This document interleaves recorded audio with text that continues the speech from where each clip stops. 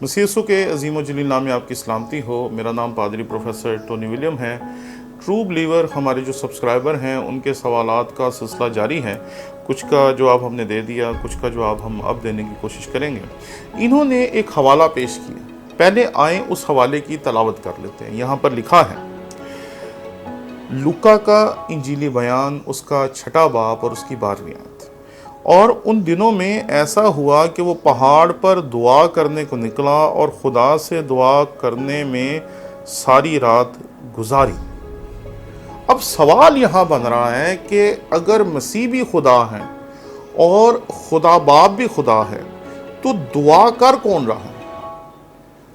اصل بات پتہ کیا ہے؟ بھکاری کی سوچ بھکاری جیسی ہوتی ہے اور بادشاہ کی سوچ بادشاہ جیسی ہوتی ہے۔ خالق کی سوچ خالق جیسی ہی تھی۔ وہ اپنے باپ کے ساتھ رفاقت رکھنے گیا تھا، لیکن ہم انسان اپنی فطرت میں بھکاری ہیں۔ ہم جب بھی جاتے ہیں خدا کے حضور مانگنے ہی جاتے ہیں، ایک فہرست بنا کے، ہمیں یہ دے دے، ہمیں یہ دے دے، ہمیں یہ دے دے، ہمیں یہ دے دے، ہمیں یہ دے دے۔ اس لیے ہم یہ سمجھتے ہیں کہ خداوند کے پاس جب مسیح خداوند تنہائی میں جا رہا ہے، خدا باپ کے حضور وہ کچھ مانگنے جا رہا ہے، اور ہم یہ سوچنا چاہ رہے ہیں یا سمجھنا چاہ رہے ہیں یا طنزاً یہ پوچھنا چاہ رہے ہیں کہ خدا سے مانگ کیا رہا تھا، یا خدا سے مانگ کیوں رہا تھا۔ تو یہ بات یاد رکھیں، جب آپ ان لوگوں سے ملیں گے جو سچ مچ عبادت کرتے ہیں، محض تنقید نہیں کرتے دوسروں پر، تو وہ آپ کو بتائیں گے کہ خدا کے حضور خاموشی سے بیٹھنا بھی عبادت ہے۔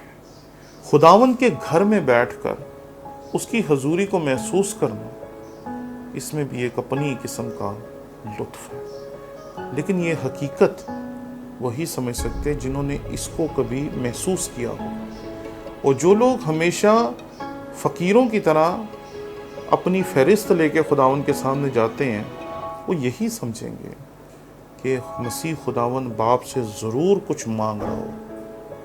بات ہمیشہ مانگنے کی نہیں ہوتی ہے، کبھی کبھی خداوند کا شکر کرنے کی بھی ہوتی ہے۔ میں کئی دفعہ ایسے لوگوں کے ساتھ ملا ہوں جو گھنٹوں دعائیں کرتے ہیں، اور میں حیران ہوتا تھا کہ وہ گھنٹوں خداوند کی پرستش کے دعائیہ گیت گاتے رہتے ہیں، دعائیہ زبور کہتے رہتے ہیں، آنکھیں بند کر کے ساری رات دعائیں کرتے رہتے ہیں۔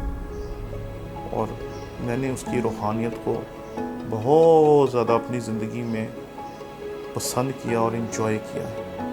اس لیے اس بات کو یاد رکھیں کہ یہاں بات ہے عشق کی، یہاں بات مانگنے کی نہیں ہے۔